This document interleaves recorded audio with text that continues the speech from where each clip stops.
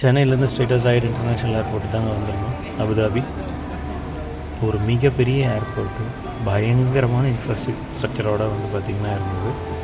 So அந்த airport அவ்வளோ பெரிய ஏர்போர்ட் கம்ப்ளீட்டாக வந்து சம்மர்னால சம்மர் தீம் அப்படின்னு சொல்லிகிட்டே வந்து கண்டக்ட் பண்ணியிருந்தாங்க. அந்த இடத்துல அந்த சம்மர் தீம் வச்சுருந்தாங்க.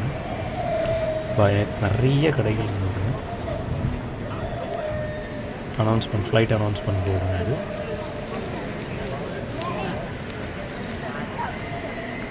இங்கே கிட்டக்கிட்ட இல்லாத கடைகளே கிடையாது. எல்லா விதமான திங்ஸும் இங்கே வாங்கலாம்.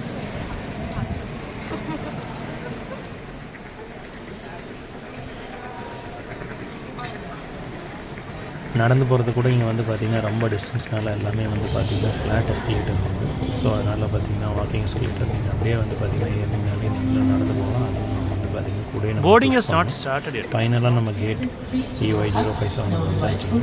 ஸோ இங்கே தான் நம்ம போர்டிங், நம்ம எங்கேயுமே நல்லா டிஸ்பிளே பண்ணி செம்மையாக இருந்தது அந்த ஏர்போர்ட்.